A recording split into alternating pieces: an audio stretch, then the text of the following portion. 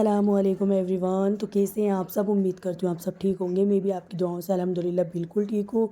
तो आज है छठी सेहरी और जुम्मे का मुबारक दिन। आप सभी को मेरी तरफ से जुम्मा मुबारक हो।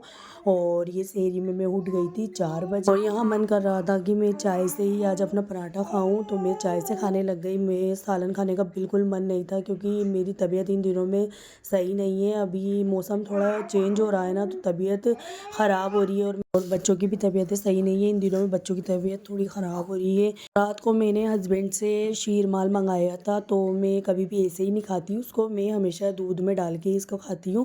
मुझे बहुत ज़्यादा पसंद है और मेरा ब्रेड खाने का बिल्कुल भी मन नहीं था। जो डबल रोटी होती है ना, वो खाने का मन नहीं था क्योंकि मेरा मुँह थोड़ा सा ख़राब हो रहा है। और फिर उसके बाद यहाँ मेरी सेहरी हो गई थी, तो मैं कलाम पाक पढ़ रही थी और कलाम पाक में पढ़ रही हूँ 10वां सिपारा। दिन भर मैं कलाम पाक पढ़ नहीं पाती क्योंकि अबान मुझे इतना परेशान करता है। और आजकल तो ज़ैनब ने भी, जो तबीयत ख़राब हो रही है ना, तो बहुत ज़्यादा परेशान कर रही है, रोए जा रही है रोए जा रही है। तो अभी उसकी दवा चल रही है और इस टाइम पे मैं कलाम पाक पढ़ रही थी ना। सेहरी में जब मैं उठती हूँ ना, तो मुझे बहुत ज़्यादा ठंड लगती है और दोपहर में गर्मी लगती है।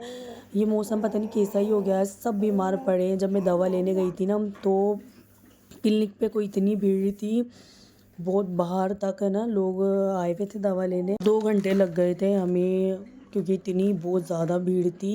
और यहाँ पे मैंने कलाम पाक पढ़ लिया था, अजान भी हो गई थी, तो मैं नमाज़ पढ़ने के लिए खड़ी हो गई। यहाँ मैं नमाज़ पढ़ रही थी और नमाज़ पढ़ने के बाद फ़जर की को इतना सुकून मिलता है। अल्लाह से मैं बस यही दुआ करती हूँ, अल्लाह बस फ़जर की नमाज़ में कभी ना छोड़ूँ, क्योंकि ज़ोहर की भी एक बार पढ़ लेते हैं, असर की भी पढ़ लेते हैं, मगरिब की भी पढ़ लेते हैं, ईशा की भी पढ़ लेते हैं, पर फ़जर की नमाज़ में आँख ही नहीं खुलती। लेकिन इतनी अच्छी कोई अब रूटीन मेरी सेट हो गई है। मैं सोच रही हूँ कि अब मुझे हमेशा फ़जर की नमाज़ और सारी नमाज़ें कंटिन्यू रखनी है। और बच्चों के साथ ऐसा होता ही है कि नमाज़ कोई ना कोई सी तो छूट ही जाती है। ऐसा नहीं कि बिल्कुल ही नहीं पढ़ते, अल्हम्दुलिल्लाह पढ़ते हैं नमाज़, लेकिन कब कोई कोई सी नमाज़ छूट भी जाती है। तो यहाँ पे जुम्मे की नमाज़ का वक्त हो गया था, तो मैंने यहाँ मेरे दोनों बच्चों को भी अच्छे से रेडी कर दिया था और हस्बैंड भी कुर्ता पजामा पहन के रेडी हो गए थे और ज़ैनब को भी मैंने यहाँ रेडी कर दिया था। और माशाल्लाह ज़ैनब इतनी कोई प्यारी लगती है ना इस कुर्ते पजामे में, मुझे इतनी अच्छी लगती है। और इसको लड़कियों के कपड़े बिल्कुल भी पसंद नहीं है। ये कहती है मुझे भाई जैसे कपड़े पहनाओ,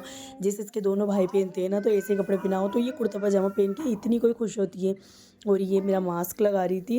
हाँ, सब जुम्मे की नमाज़ के लिए जा चुके थे और मैंने भी वज़ू बना लिया था। मैं नमाज़ पढ़ने बैठ गई थी। अबान को भी मैंने सुला दिया था और मैं जल्दी जल्दी नमाज़ पढ़ी थी, कहीं वो उठ ना जाए। तो ज़ोहर की नमाज़ मैंने पढ़ ली है और अब मैं लगूंगी शाम की प्रिपरेशन में। और ये बर्तन फेंक रहा है अबान, क्योंकि अबान बर्तनों से ज़्यादा खेलता है, खिलौनों से कम खेलता है। और अब मैं तैयारी करूँगी शाम की प्रिपरेशन की, क्योंकि अब वैसे भी शाम हो ही गई है, तो मैं अभी से ही लगूंगी जब जाके मेरा खाना बनेगा।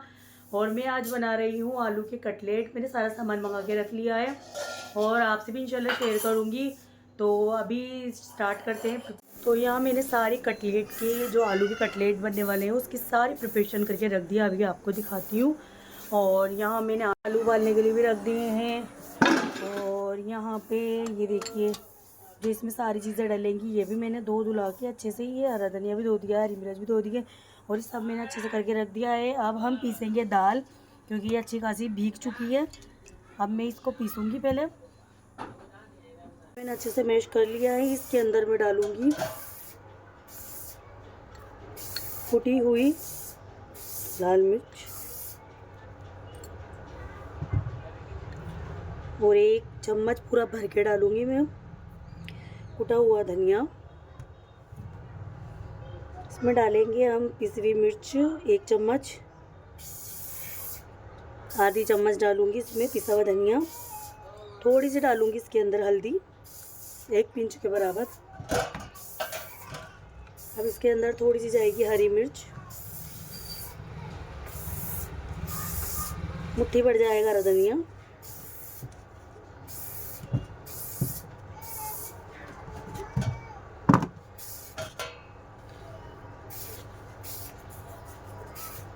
और सॉल्ट। अब इसको अच्छे से मिला लूंगी मैं।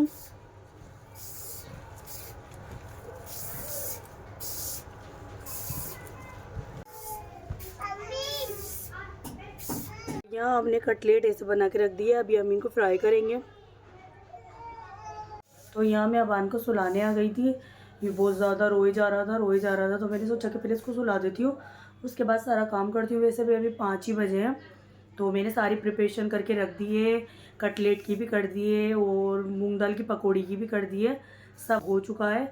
अब मैं सोच रही हूँ अभी थोड़ी देर बाद थोड़ी देर मैं भी रेस्ट कर लेती हूँ, और असर की नमाज़ का भी टाइम होने ही वाला है, तो मैं सोची पहले नमाज़ पढ़ लूँ, फिर उसके बाद मैं थोड़ी देर लेटूँगी।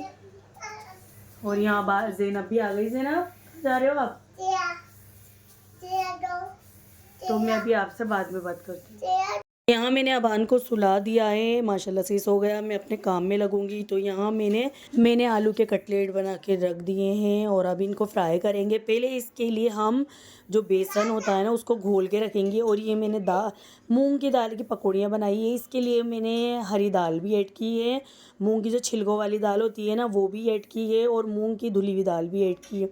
मतलब ये दोनों दाल मैंने इसके अंदर अच्छे से ये ध्यान रखो कि इसको बहुत ज़्यादा पीसना नहीं है, इसको सिर्फ और सिर्फ दरदरा सा ही रखना है, क्योंकि मूंग की दाल की पकौड़ियाँ तो यहाँ पे ऐसी अच्छी लगती हैं। तैयार है, मैं अब बनाऊंगी बेसन का घोल, क्योंकि इसके अंदर उसको डिप करके फिर हम इसको करेंगे फ्राई। आप चाहो तो डीप फ्राई भी कर सकते हो, वैसे भी कर सकते हो। मैं डीप फ्राई करूँगी। आपके पास नॉन स्टिक वाला तवा हो, मेरे पास तो है, पर मेरे हस्बैंड ने कहा इसको डीप फ्राई करना, तो आप वैसे भी कर सकते हो। तो यहाँ पे मैंने इसका घोल बना लिया है, और ये वही बेसन है जो मैंने पहले से इसको अच्छे से, मतलब इसमें मैंने कुछ भी करना नहीं पड़ा, सिर्फ और सिर्फ मुझे इसको घोलना पड़ा है पानी से। मतलब मैंने ना इसके अंदर पिसी हुई मिर्च डाली ना कुछ डाला, बस थोड़ा सा नमक इसके अंदर ऐड कर लिया था। तो मैंने यहाँ ऑयल भी गर्म करने के लिए रख दिया है, और यहाँ पे अब हम इसको डिप करेंगे और डायरेक्ट डालेंगे। तो ये इतने कोई मज़े की बनती है ना।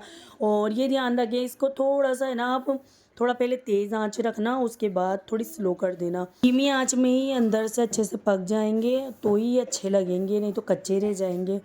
तो यहाँ पे मैंने इनको सारे को डिप करके डाल दिया है, और ये अफ्तियारी के टाइम पे बहुत ही अच्छे बनते हैं। आप चाहो ये बहुत सारे तरीक़ों से भी बनाए जाते हैं। ये आप अंडा लगा के ऐसी टिक्की बना के अंडा लगा के और ब्रेड क्रम्स ऊपर से लगा के और फिर भी फ्राई कर सकते हो, तब भी ये मज़े के बनते हैं। क्योंकि मैंने इसे बना लिए थे, तो मैंने अभी नहीं बनाए। वैसे भी इंसान को हर चीज़ डिफरेंट तरीके से बनाते रहना चाहिए। तो यहाँ पे फ्राई करेंगे मूंग दाल की पकौड़ी, जो बहुत ही ज़्यादा मज़े की बनती है। और इसके अंदर मैंने बहुत सारे स्पाइसेस डाले थे।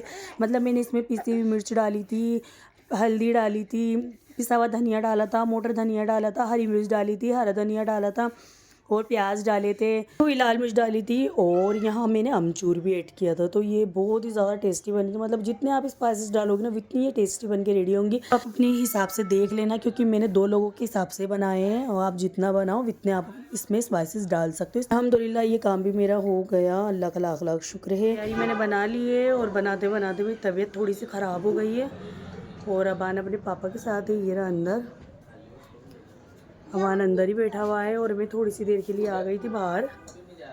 यहाँ आ गई हूँ मैं थोड़ी सी देर के लिए। मेरी तबीयत अजीब सी लग रही है, क्योंकि गर्मी है ना अब बढ़ गई है, बहुत ज़्यादा गर्मी हो गई है। फिर अभी थोड़े दिन पहले तो मौसम थोड़ा ठंडा था, और अब गर्म हो गया है, तो गर्मी बहुत तेज़ लग रही है। ये रही हमारी अफ्तियारी की फुल लुक। तो यहाँ पे हमारी ये कटलेट हैं, ये हमारी मूंग दाल के पकोड़े हैं, और ये सारी चिप्स हमने तल ली थी। और ये मेरी जो दोनों चटनियाँ हैं ना, मैं कह रही हूँ प्री रमज़ान ये करके मैंने सबसे अच्छा काम किया है। मतलब ये मैंने जो चटनियाँ बनाई है ना, ये हर चीज़ के साथ चल जाती हैं आराम से। तो अल्हम्दुलिल्लाह से ये मेरा काम हो चुका है। अब हम मांगेंगे दुआ, क्योंकि हमें मांगी हुई दुआ अल्लाह कबूल करता है। तो यहाँ हम दुआ मांग रहे थे। सबसे पहले दुआ मांगे दूसरों के लिए, फिर अपने लिए कुछ मांगे, क्योंकि हम दूसरों के हक़ में दुआ मांगेंगे तो अल्लाह हमारी दुआ भी ज़रूर कबूल करेगा। मेरी यही कोशिश रहती है कि 10 मिनट पहले मैं अफ्तियारी पे बैठ जाऊँ, क्योंकि इस वक्त जो दुआ मांगेंगे ना वो सारी दुआएँ अल्लाह कबूल करेगा। और आप भी ये कोशिश करें कि आप 5 मिनट पहले ही बैठ जाएं चाहे से, लेकिन इस वक्त ज़रूर दुआ मांगें। बहुत से लोग ऐसे हैं जो बहुत ज़्यादा परेशान हैं, कोई बीमारी से परेशान है, कोई कर्जदारी से परेशान है, कोई किसी चीज़ से परेशान है, कोई औलाद से परेशान है, किसी की औलाद है तब भी वो परेशान है। तो सबके लिए दुआ करें कि अल्लाह सबका भला करे, और सबके हक़ में अल्लाह हमारा और हमारी औलाद